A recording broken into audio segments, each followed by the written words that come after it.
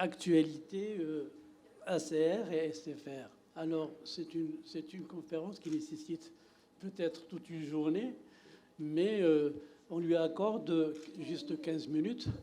Et c'est Madame le professeur Fedwa Al-Allali qui fait partie de cette armée de rhumatologues formée par notre amie Madame Hajjaj Hassouni et des rhumatologues qui sont devenus eux-mêmes des patrons chevronnés et on peut les considérer comme les meilleurs successeurs du meilleur prédécesseur, si j'ose m'exprimer ainsi. Alors, on te laisse le choix, Fedwa, pour nous récolter quelques bribes de ces deux congrès. Merci, cher ami. Bonjour tout le monde. Merci beaucoup de m'avoir invité. Merci, docteur Manès, et pour toute l'équipe. Donc, comme tu as dit, Salah, polyarthrite rhumatoïde, post-SFR-ACR en 15 minutes, c'est un choix.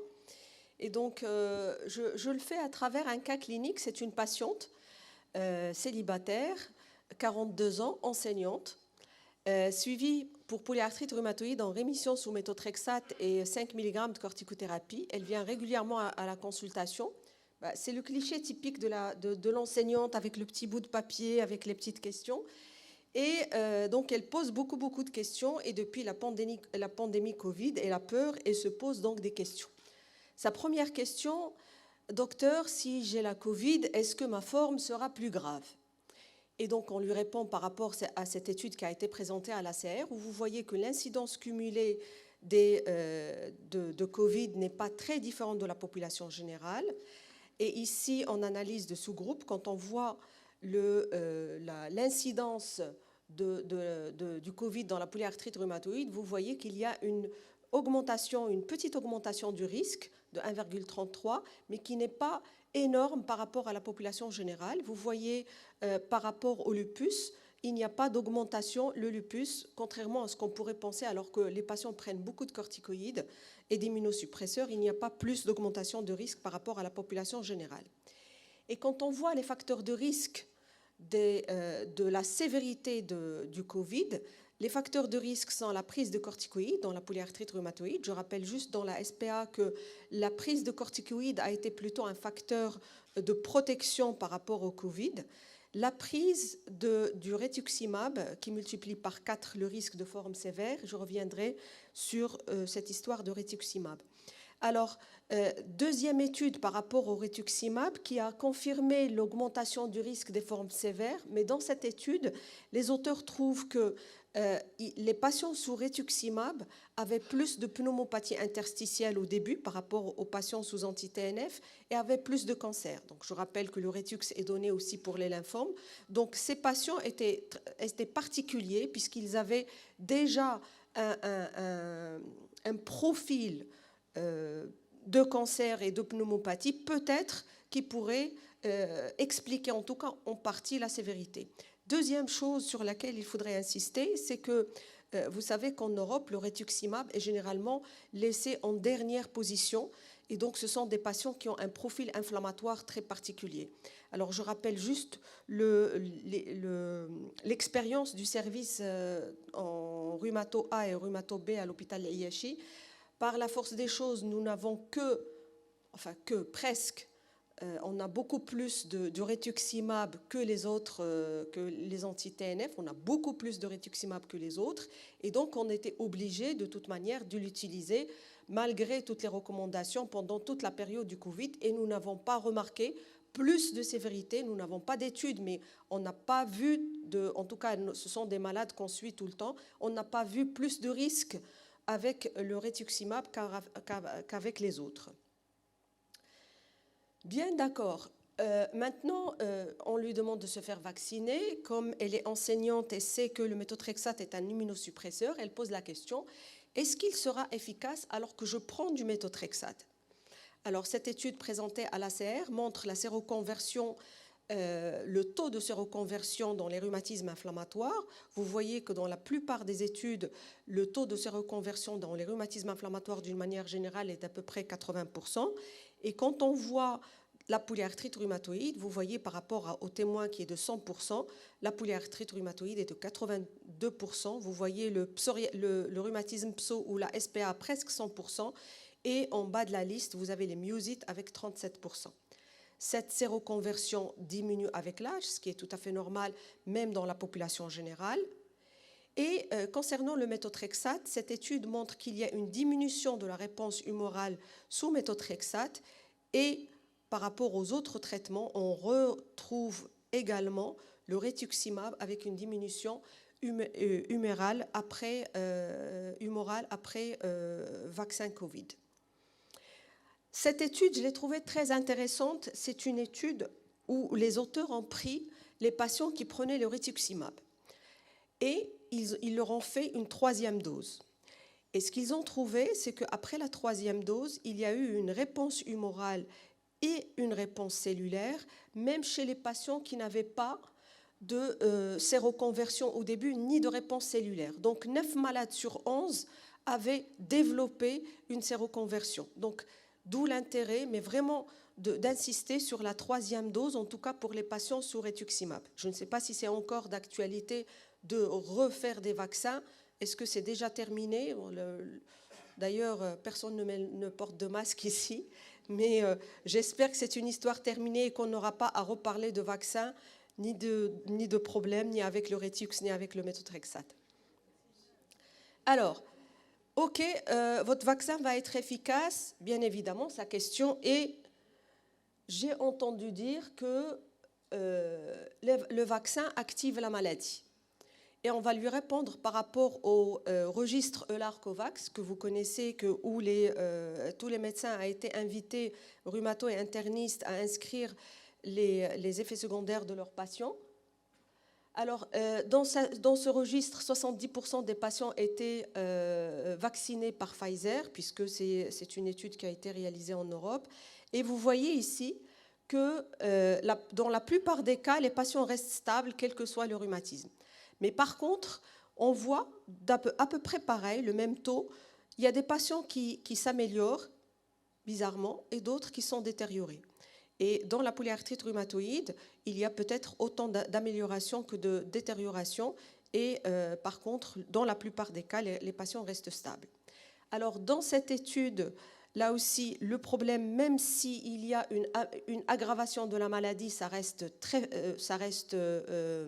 c'est pas une forme sévère, puisque la sévérité n'est retrouvée que de 1% des cas, et moins de 1% des cas ont été hospitalisés.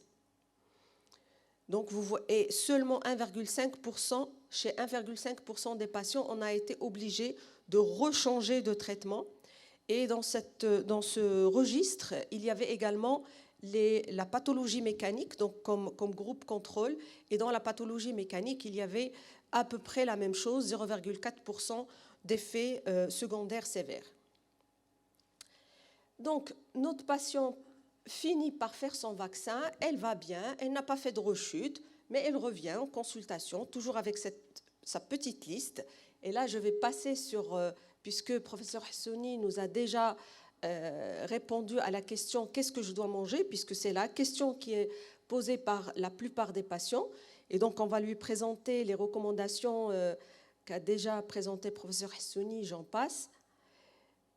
Et quand on lui dit, voilà ce que vous pouvez manger, ce que vous ne pouvez pas manger, après, elle dit, oui, mais vous ne m'avez pas parlé de boisson, finalement. Qu'est-ce que je dois boire? Et cette étude donc, de cohorte française sur un nombre très important de femmes suivies depuis 1990, donc il y avait un questionnaire alimentaire, et sur ces femmes, 481 cas d'incident de polyarthrite rhumatoïde.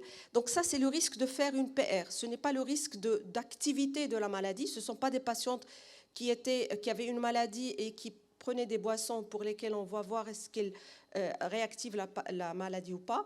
Mais c'est par rapport au risque de polyarthrite rhumatoïde. Donc, chez les femmes non fumeuses, la consommation de café élevé, de café, augmente le risque de faire une polyarthrite rhumatoïde.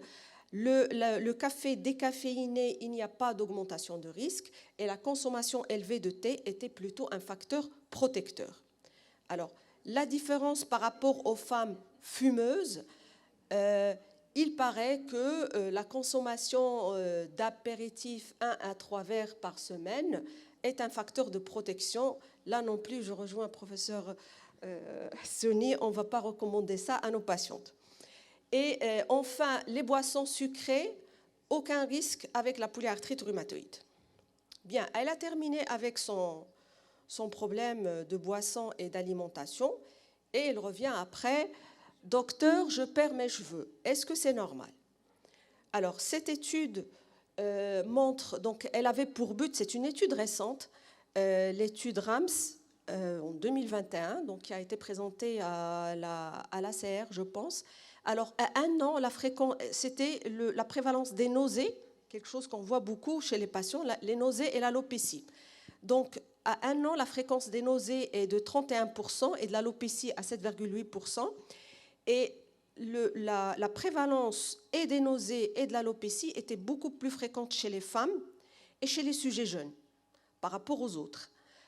Par contre, chose très intéressante, la coprescription du méthotrexate avec un autre DMARDS diminuait aussi bien l'alopécie que les nausées. Très probablement parce que quand on fait une coprescription, on diminue généralement la dose.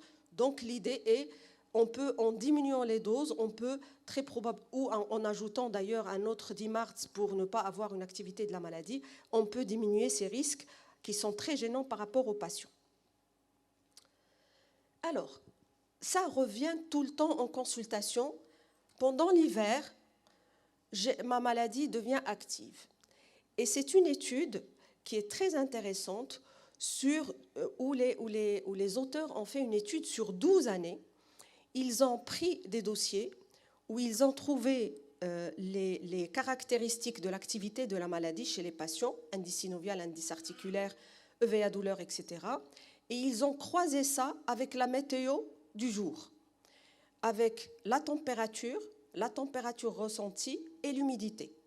Et ils ont trouvé que, donc ils ont divisé les patients en 2 groupes, les patients qui sont en activité. Alors ces patients qui sont en activité étaient gênés par la température basse, étaient gênés par l'humidité. C'est EVA douleur, l'indice synovial et l'indice articulaire. Donc même sur le plan objectif, il y avait une relation entre la météo et l'activité de la maladie. Alors, chez les patients qui ne sont pas actifs, donc qui sont stables, seule l'humidité influençait sur le VA douleur et le ressenti global. Et justement, par rapport au ressenti global, la consultation d'après, elle me dit « Docteur, je suis fatiguée ». Je lui dis « Moi aussi ». Alors, la fatigue, c'est un symptôme qui est rapporté dans 50 à 70% des consultations. C'est une fatigue qui est physique, mentale, non méritée, c'est-à-dire qu'elle n'est pas rapportée suite à un effort. Elle a un impact très important sur le plan social et survient dans 2 conditions. Soit elle survient avec la poussée de la maladie, et ça, on sait gérer. Le médecin sait gérer chaque fois qu'il y a quelque chose d'objectif. Quand on a des synovites, une VS élevée, une CRP élevée, ça on aime bien. Mais quand vous avez un malade qui est en rémission et qu'il vous dit qu'il est fatigué, vous ne savez pas quoi faire, on ne sait pas quoi faire. On nous a appris à traiter des chiffres et à traiter quelque chose d'objectif. On peut même, limite, on lui fait une échographie pour voir, parce qu'on s'attend et on sera heureux de voir des synovites parce qu'on va traiter, mais quand on ne trouve rien et vous avez quelqu'un de fatigué, on est vraiment, on ne sait pas quoi faire. Surtout que dans la plupart des critères d'évaluation de l'activité de la maladie, vous ne trouvez pas la fatigue. Donc, comment gérer, on peut en discuter tout à l'heure, comment gérer la fatigue finalement chez ces patients, puisqu'on sait aussi que les biologiques ont un faible effet sur la fatigue. Et donc, est-ce qu'il faut tenir compte de la fatigue pour switcher? Est-ce que le treat to target doit impliquer la fatigue? Pour le moment, ce n'est pas le cas. Et justement, je parle du T2T, donc une autre étude qui confirme l'intérêt du treat to target, c'est-à-dire 2 groupes, un groupe qui est traité selon ce qu'estime le médecin, et un groupe traité vraiment sans aucune émotion subjective, ni du patient, ni du médecin. On doit traiter pour arriver à un objectif. Et vous voyez que le groupe treat to target, ici, on a 46% de rémission versus 30% de rémission dans le groupe standard. Donc, est-ce qu'il faut enlever l'émotion? Je ne sais pas, mais en tout cas, traiter pour avoir un objectif est meilleur. Alors, Fatem Zahra finit par échapper au méthotrexate. Elle vient en poussée, on est content, on a quelque chose d'objectif. Elle a un DAS 28 à 5,2, une VS à 50, super.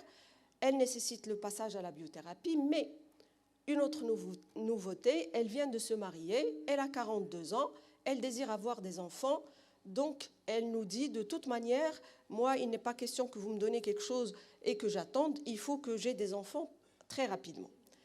La nouveauté, c'est le certolizumab, le Cimzia, qui a eu l'AMM récemment au Maroc, qui a le remboursement des mutuelles privées actuellement, et on peut avoir également le remboursement via l'ANAM selon des indications spéciales. Par exemple, par rapport à cette patiente, on peut avoir un remboursement dans cette indication. Alors, le Cimzia, c'est l'étude à 5 ans qui montre une persistance de l'effet justement de la CR20 à CR50 à CR70 sur 5 ans. Cette étude très intéressante. Alors, cette étude, c'est la comparaison Cimzia-Humira. Les patients ont été randomisés en deux groupes, groupe qui va prendre Cimzia et groupe qui va prendre Humira. Les patients qui échappent à Humira vont être switchés Cimzia et les patients qui échappent à Cimzia vont être switchés Humira. Et on voit les résultats. Vous voyez qu'après échec, on a à peu près 62% des patients qui répondent. C'est très intéressant. Pourquoi? Parce qu'on nous dit toujours que les anticorps, quand on a un échec à un anticorps, quand on veut switcher, il vaut mieux que ça soit plutôt un récepteur. Or, ici, ce sont deux anticorps et même après switch, on trouve que la réponse est bonne, que ça soit d'un côté que d'un autre. Et puis l'étude, justement, par rapport à la grossesse, c'est une étude qui a évalué chez des patients qui ont un Crohn, des patients sous certolizumab, adalimumab et infliximab, et on a mesuré le taux qui passe chez l'enfant. Donc, à l'adalimumab, c'était 153%, 160% pour l'infliximab et seulement 3,9% pour le certo, c'est-à-dire un très faible passage placentaire, ce qui fait qu'il y a eu une indication justement chez la femme enceinte. Deuxième étude, aussi bien pour la femme enceinte que pour la femme allaitante, où le résultat de l'étude montre vraiment un très faible pourcentage placentaire et au niveau du lait. Donc ça, c'est les résultats. Donc dans les recommandations, dans la British Society of Rheumatology, le certo est indiqué chez les femmes enceintes et allaitantes. Dans les recommandations américaines également, c'est le traitement qui est recommandé, que ça soit en préconception, c'est-à-dire on ne l'arrête pas durant la grossesse, et en phase après l'allaitement, les recommandations également de la Société de dermatologie. C'est pareil. Donc, elle a pris le Cimzia, elle est en rémission, elle n'est pas encore enceinte, mais elle revient, elle est très heureuse. Et cette fois-ci, ce qu'elle a trouvé de mieux, c'est de rapporter une petite application pour nous demander, j'ai terminé, pour nous demander est-ce que je peux l'utiliser. Alors, je lui dis que je ne suis pas experte et que je vais l'envoyer chez le professeur Nieman, qui est vraiment expert en ça, et que tout ce que je sais, c'est qu'actuellement, il y a des recommandations de l'EULAR pour ne pas utiliser n'importe quoi, mais si elle veut plus de précision, c'est le professeur Ardouane Nieman qui va lui répondre. Et comme ça, je l'envoie à Marrakech, tu peux l'envoyer à Slima après. Donc voilà, en conclusion, je voulais juste vous dire que l'actualité est importante. J'ai dû faire un choix. Je n'ai que 15 minutes et donc le choix, je voulais qu'il soit pratique et qu'il réponde à des questions que posent généralement les patients en consultation, et je vous remercie.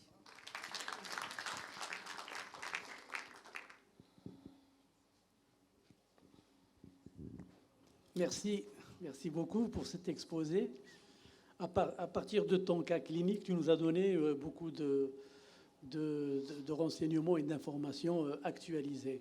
Alors, on accorde une ou deux questions, pas plus, parce que le temps nous... Alors, Madame Zrak, nous fait ça, Zrak. Aïe, aïe.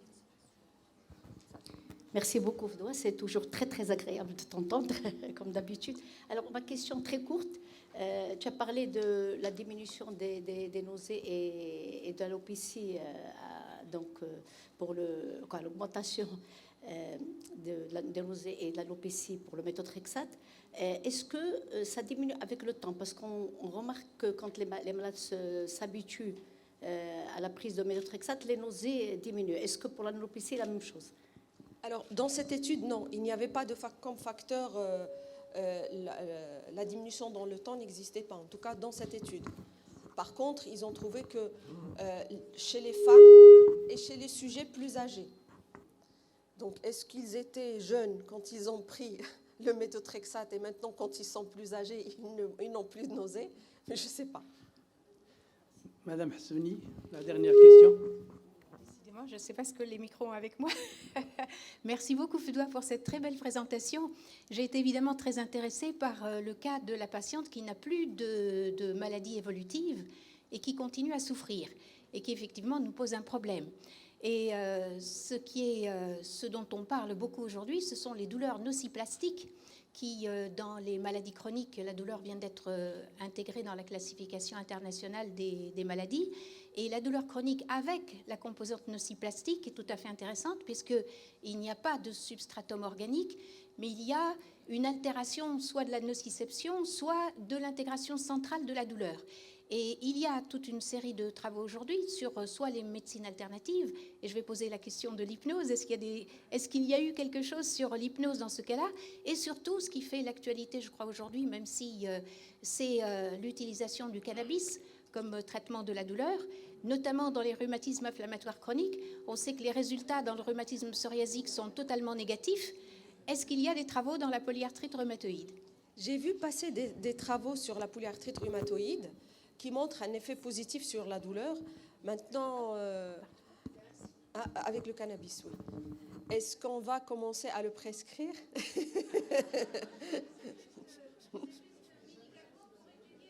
Maintenant, quand il sera légal et qu'il sera commercialisé au Maroc, pourquoi pas?